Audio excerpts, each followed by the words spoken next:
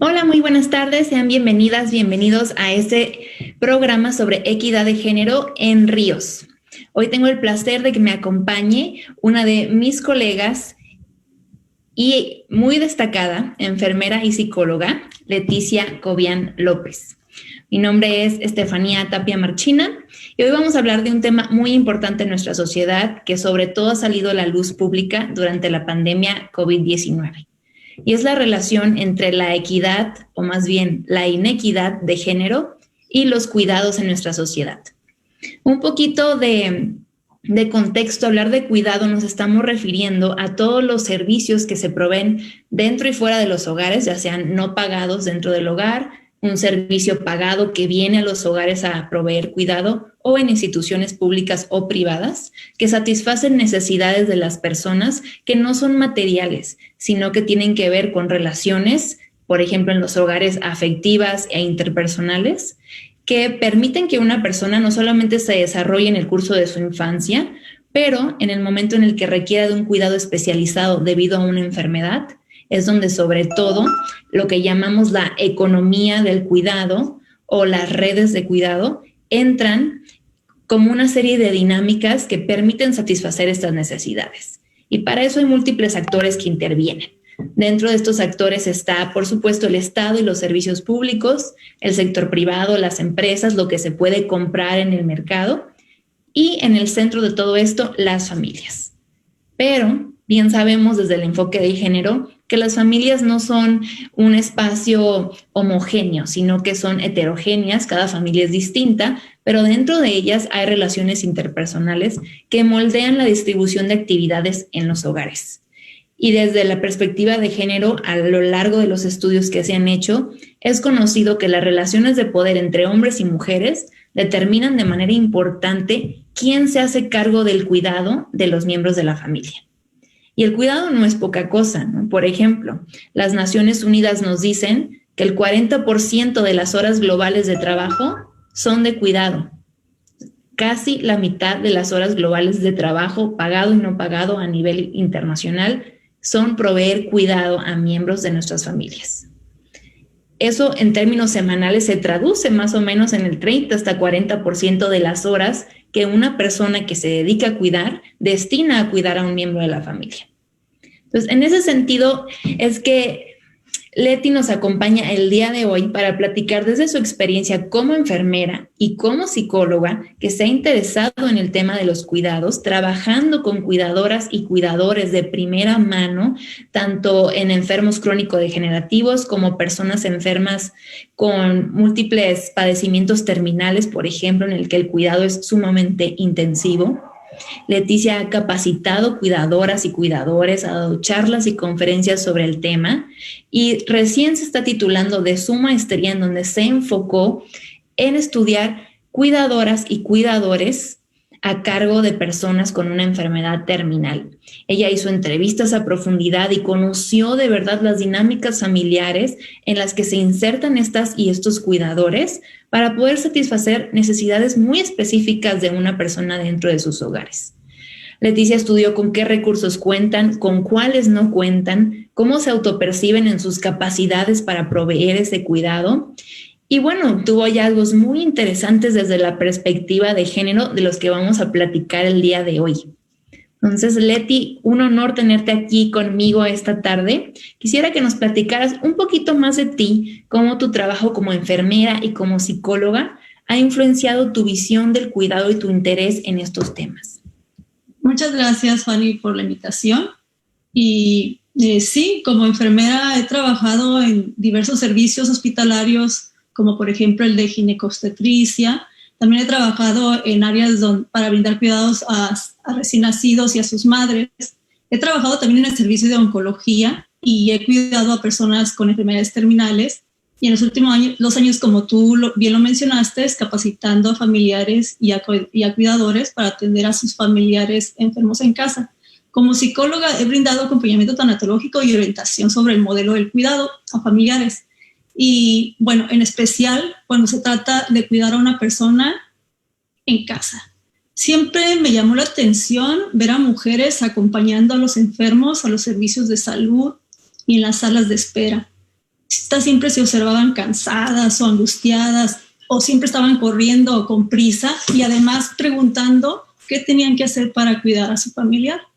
Desde ahí, pues creo que el cuidado es parte esencial para sobrevivir. Todos hemos sido cuidados y casi todas y todos vamos a cuidar a alguien en algún momento de nuestra vida.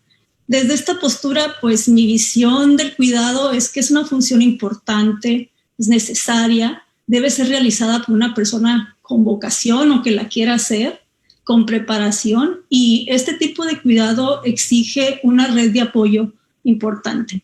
Entonces, si esta función se realiza con pocos recursos y sin preparación, pues puede poner en riesgo tanto a la persona que cuida como a la persona enferma y a la familia.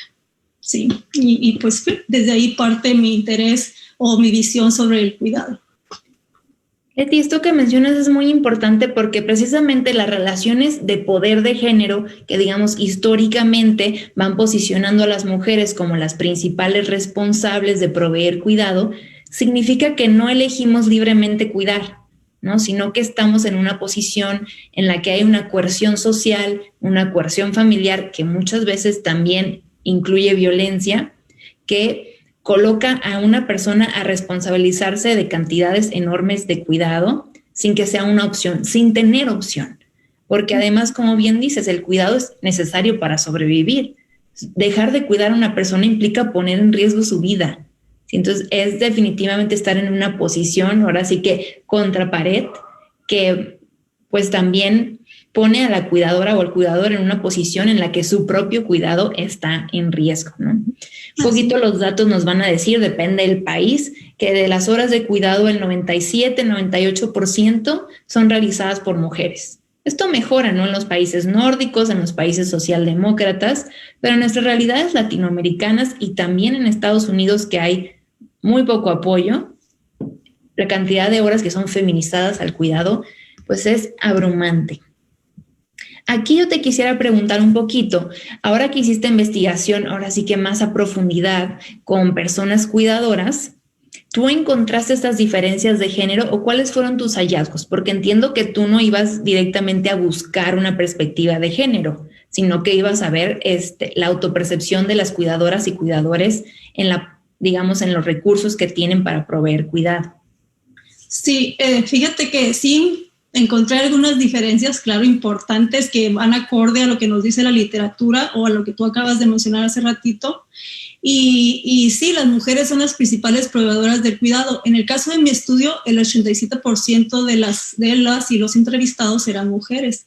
Y si bien hay una incursión de cuidadores hombres en países europeos y América del Norte, como bien tú lo comentas, todavía esos números son mejores comparados con las cuidadoras mujeres, ¿no? Sobre todo en América del Sur, América Central. Y además las cuidadoras primarias tienen que sumar a las horas del cuidado del enfermo otras actividades. Por ejemplo, actividades como las labores de casa, el cuidado de los hijos, el trabajo, el cuidado de otras personas en situación de dependencia dentro de la misma familia, de tal forma que esto concuerda con el hecho de que no nos reporten realizar actividades recreativas o deportivas en el tiempo que realizan este rol.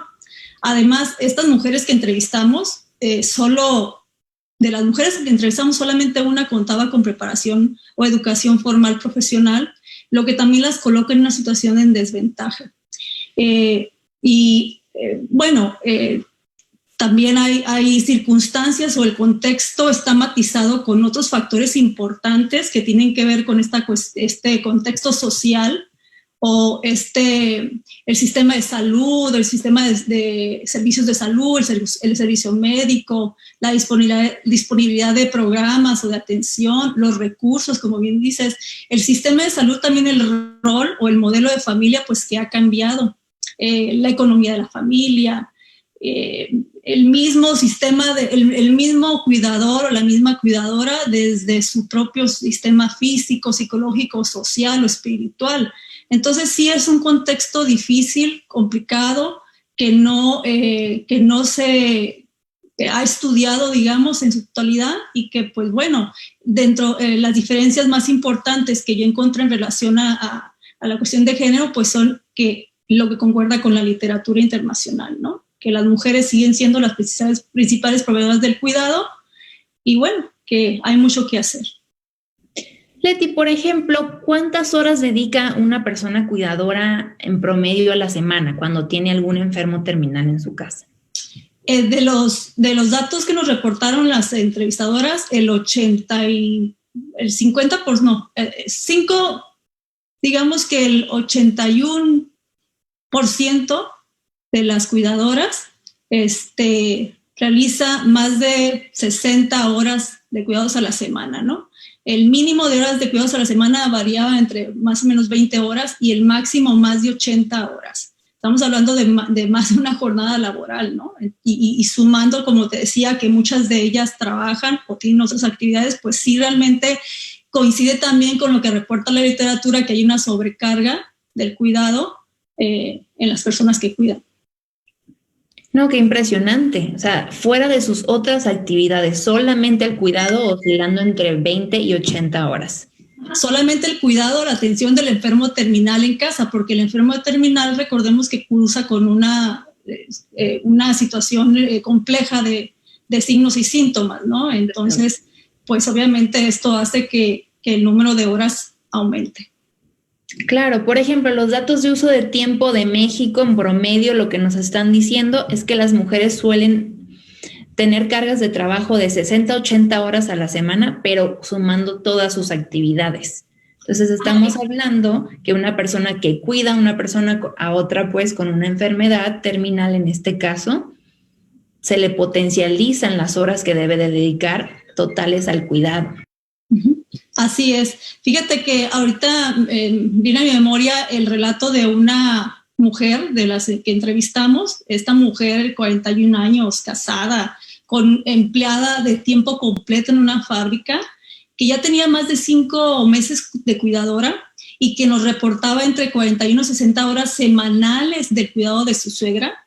Y que aparte, por ejemplo, ella nos contó que el hijo de la persona enferma que cuidaba, su suegra, pues no atendía este cuidado, no participaba del cuidado porque ese tipo de cuidado era para mujeres. Entonces ella pues se veía cansada, nos reportó que se sentía impotente, que estaba angustiada y que se sentía sola, que nadie la ayudaba. Entonces sí es algo que en lo que tenemos que poner atención. Es importante poner atención en este tipo de cuidado. Claro, y como bien mencionas, cómo las dinámicas adentro de los hogares refuerzan estos estereotipos que sobrecargan el trabajo en las mujeres. Entonces tenemos dos situaciones. Por un lado está la necesidad de cuidado, ¿no? Alguien lo tiene que proveer. Y si bien en México tenemos carencias en los servicios públicos y en el nivel de ingreso que hace posible pagar servicios, por ejemplo, a una enfermera que fuera a la casa, dentro de los hogares hay otra situación, que es naturalizar que es trabajo de mujeres y por lo tanto la mujer va a estar, trabaje o no trabaje de manera remunerada, ¿no? O tenga otros hijos o hijas o incluso además adultos o adultas mayores que cuidar. Entonces eso ahorita en la pandemia ha sido bien, pues muy intenso, porque lo que nos dice la literatura es que, por ejemplo, si hay niñas o niños menores de 6 años, hay más carga de trabajo, de cuidado. Y por supuesto si hay adultas o adultos mayores y todavía más en el caso que tú nos presentas con alguien con una enfermedad terminal. Y entonces cuando los servicios de salud están sobrecargados porque ya no pueden más, ¿qué pasa? Pues todavía se vienen las familias más carga, que a lo mejor había servicios a los que podían acudir antes, que ahorita están poniendo una pausa a esos apoyos para dar prioridad a la atención de la pandemia, ¿no? Y luego ahora ya no son solo niñas y niños de 6 años para abajo, sino de todas las edades que están en la casa, ¿no? Entonces, por ahí leí un reporte de las Naciones Unidas que decía, el tiempo de las mujeres no es infinitamente elástico. Eso es un término económico, pero lo que quiere decir es que hay 24 horas en el día, ¿no? Y que tenemos que en algún momento dormir y comer. Y una gran cantidad de mujeres que están siendo cuidadoras de múltiples otras personas, en el que los servicios públicos están ahorita a tope y entonces reducen sus ofertas de servicios, nos puede llegar a un punto de crisis, pues a un punto en el que la salud mental y física de las personas cuidadoras está de por medio.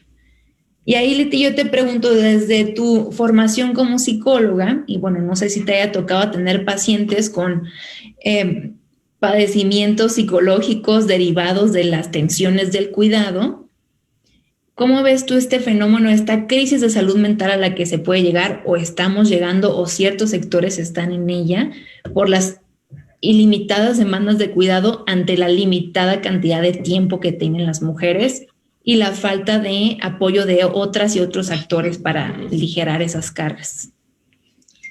Bien, como tú mencionas, hay un déficit importante en el sistema de salud, ¿no? Y una necesidad impresionante, sobre todo ahorita lo estamos viendo con los cuidadores o cuidadoras de pacientes que han adquirido el COVID. Entonces hay un déficit importante en el sistema de salud y bueno, sumado a todos los otros factores que intervienen.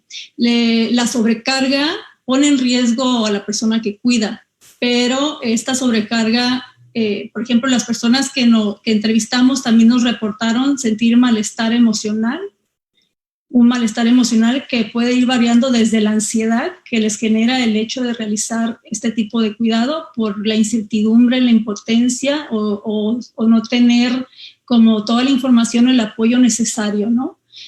También síntomas de depresión, de depresión que van relacionadas a vivir la experiencia del cuidador y del enfermo en situación de terminalidad, y lo que acompaña también o lo que son los procesos de duelo que van implícitos en el contexto.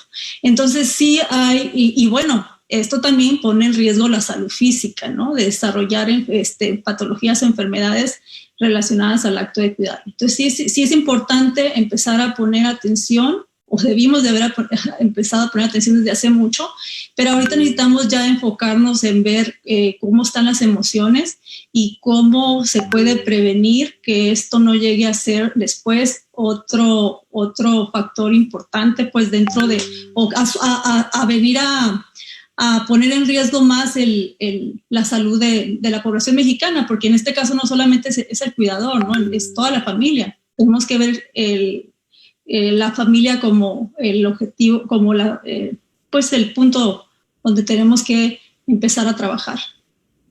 Sí, Leti, yo ahorita estoy pensando, platicábamos un poquito antes de entrar al aire, que bueno, este estereotipo que se empezó a difundir desde las últimas décadas del siglo pasado de la supermujer, esta mujer que puede hacer todo, ¿no? Que trabaja fuera de su casa, que continúa atendiendo el cuidado y el trabajo doméstico dentro de su casa y bueno, que además cumple con toda una serie de expectativas sociales, ¿no?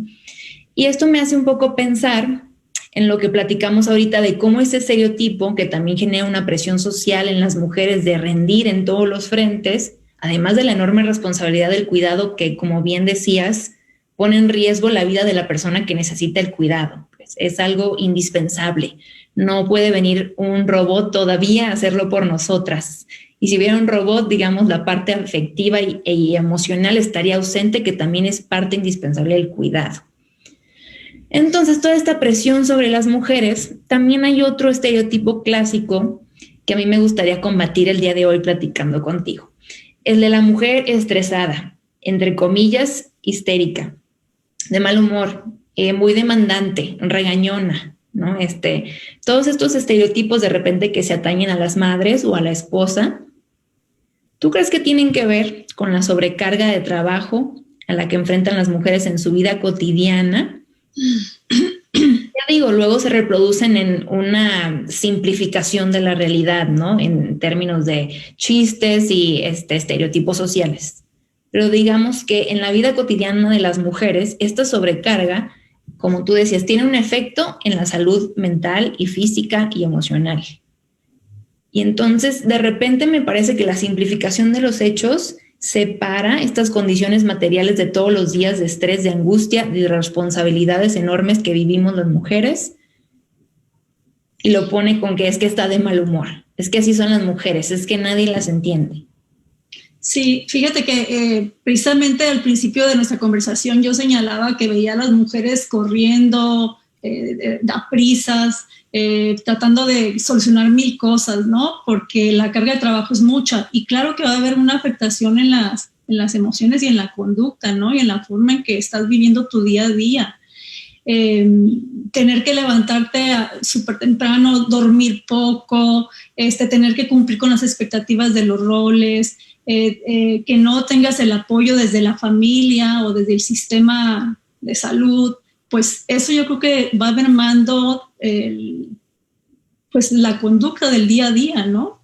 Y sí, creo que es esto que llamamos la sobrecarga, que también afecta y que a lo mejor se interpreta por los otros como tú dices, como regañona, que está de malas, o con estos histérica, con estos títulos que se le dan a las mujeres, ¿no? Sí, Leti, sabes, de repente a mí me preocupa porque es una forma de ocultar la sobrecarga que vivimos las mujeres, que es diferente para diferentes estratos de mujeres. No es el mismo para mí, que yo no tengo hijos, ninguna persona que cuidar, ¿verdad? Por supuesto que yo no podría ser considerada en sobrecarga de trabajo, a una mujer que tiene 2 hijos en su casa, una suegra o un suegro, y además, digamos, alguna persona con una discapacidad que también requiere muchísimo tiempo de cuidado o una enfermedad terminal, crónico-degenerativa. Y lo peor es que hay muchas menos mujeres como yo y muchas más mujeres con la sobrecarga de trabajo, sobre todo entre los 30 y los 50 años, que es donde, digamos, es como que el boom de la vida, el boom de los hijos, el boom de cuidar a los otros, el boom de estar en el trabajo remunerado más intenso. Y ¿sabes qué es interesante? Una vez cuando revisé las cifras por edad de tiempo que dedican al cuidado, baja un poquito por ahí ya de los 60, etcétera, pero luego empieza a volver a subir.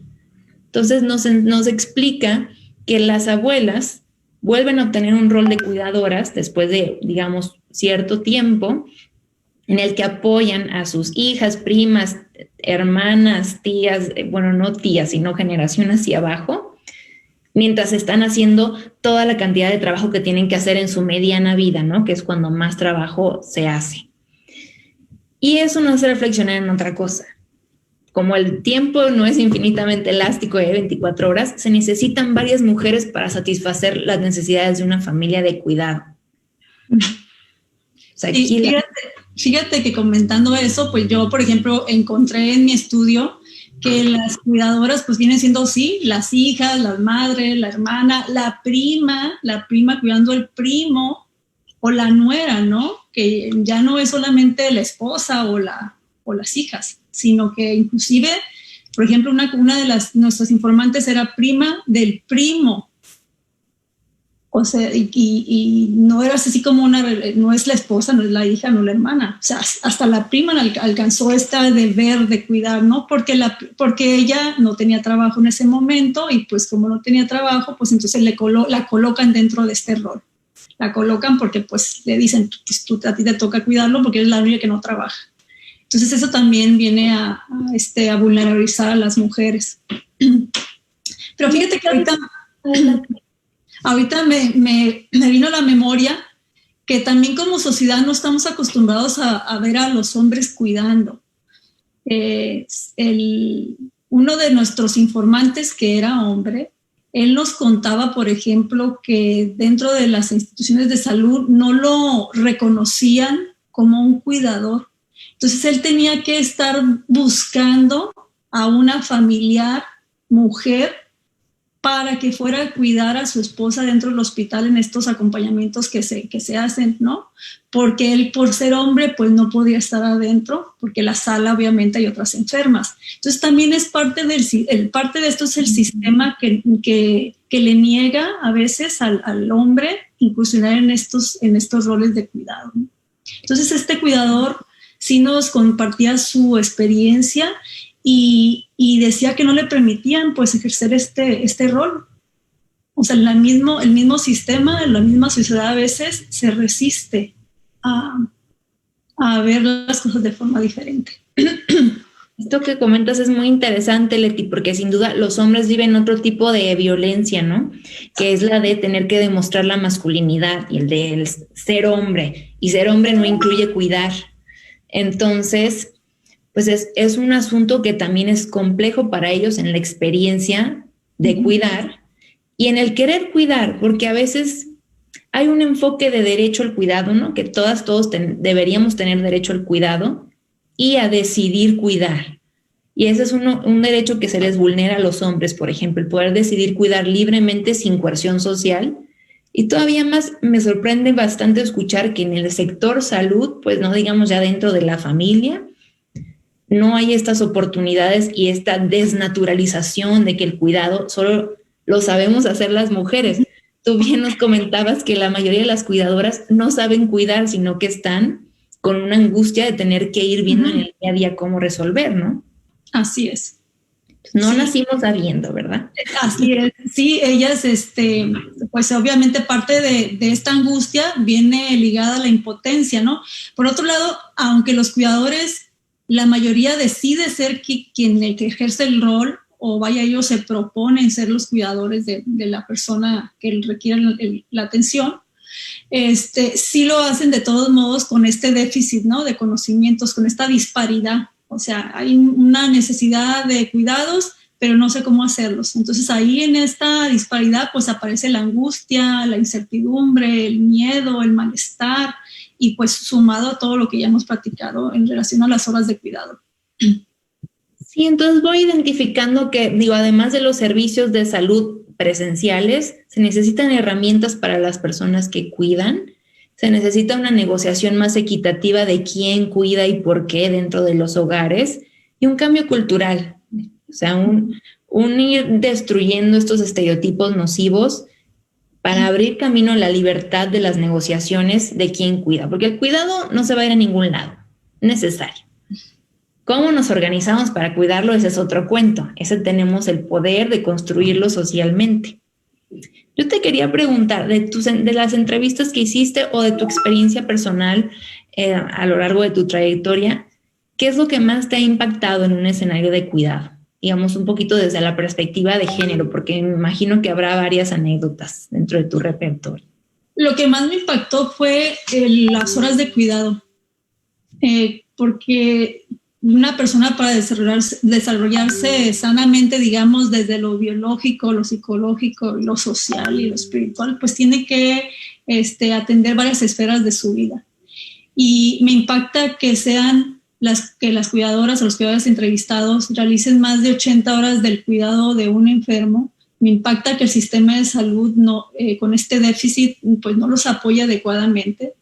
Me impacta que no tengan tiempo de recreación. Me impacta que no dediquen tiempo a su cuidado del cuerpo, como podría ser el ejercicio.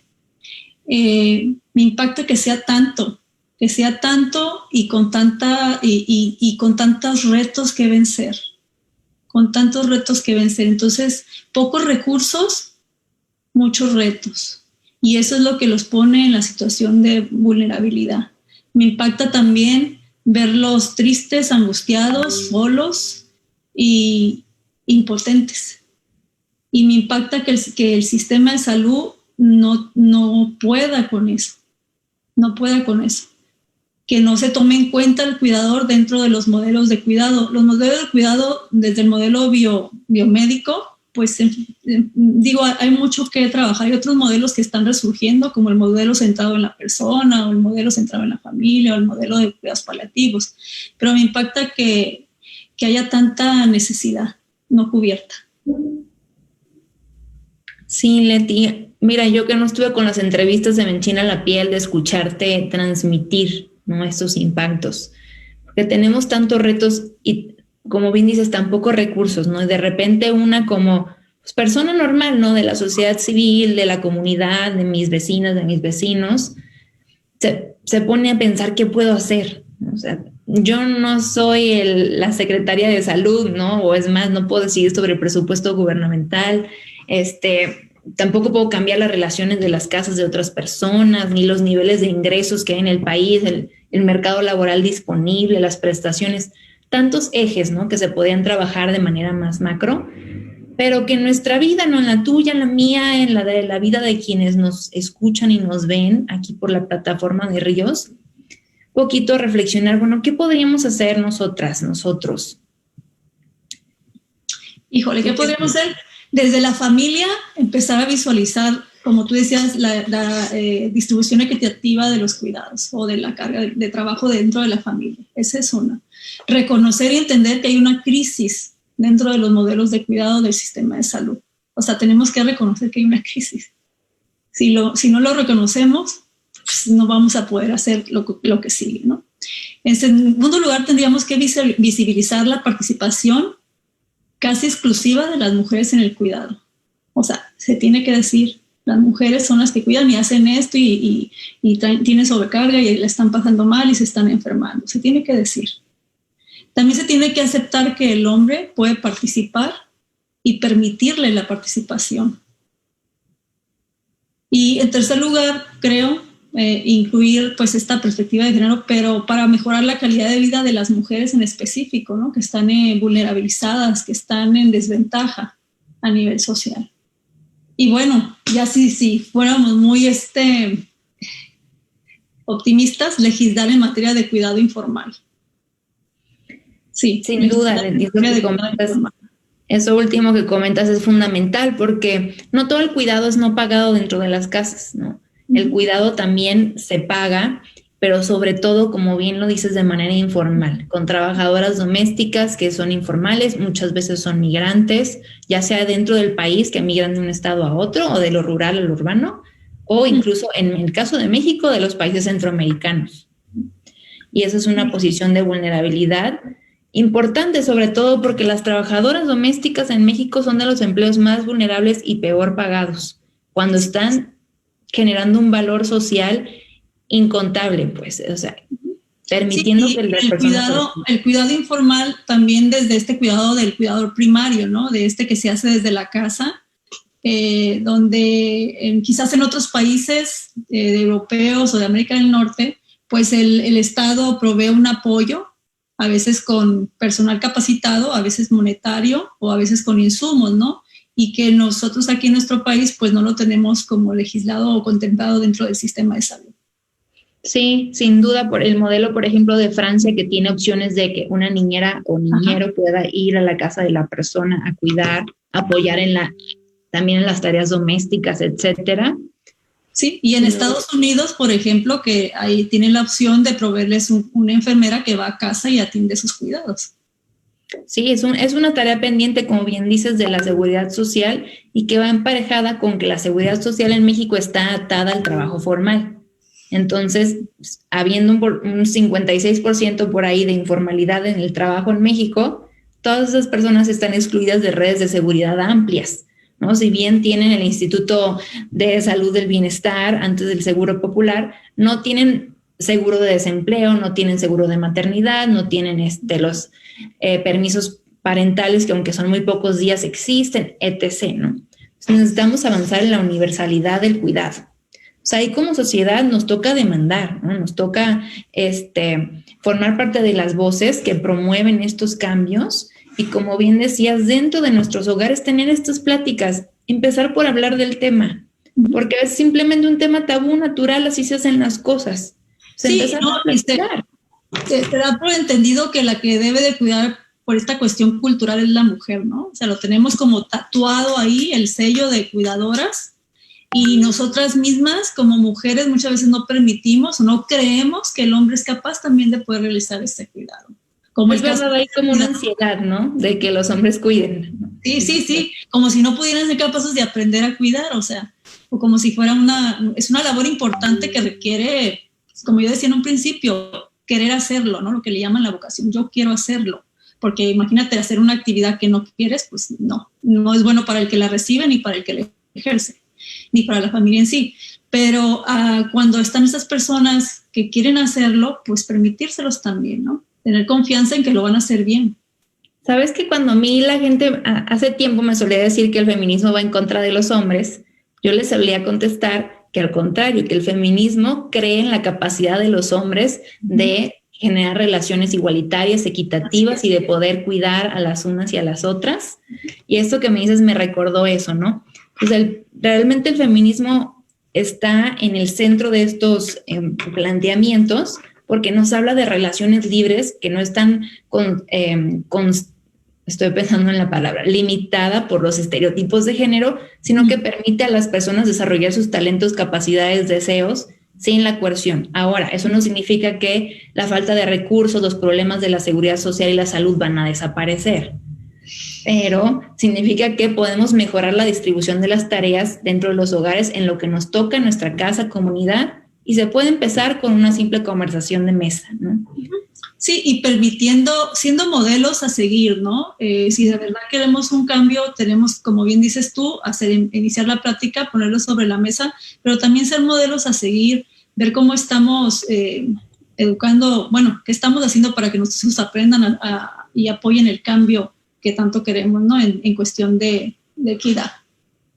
Claro, las siguientes generaciones son clave, ¿no? Que no vengan a reproducir estos modelos, sino que vengan con mentes más libres, abiertas y con otras formas de entender las relaciones interpersonales, en donde el cuidado pues es central, porque todas vamos a necesitar cuidado en varias etapas de la vida, no solo en una. Sí. Así que... Sí, fíjate que ya por último, yo a veces a las personas que se dirigen hacia mí para orientación, yo les decía, bueno, ¿y por qué no incluyes a la prima, al primo, al sobrino, que redistribuyan, ¿no?, las horas de cuidado? No, es que ellos tienen que estudiar o tienen que trabajar, pero si tú también trabajas. No, pero es que luego no saben. Bueno, no es como que usted tenga también un conocimiento. Entonces hay resistencia, ¿no? Hay resistencia a soltar un poquito esto de ser el que lleva la rienda o el protagonista, y pasarle al otro también un poquito de su derecho y de su deber, ¿no?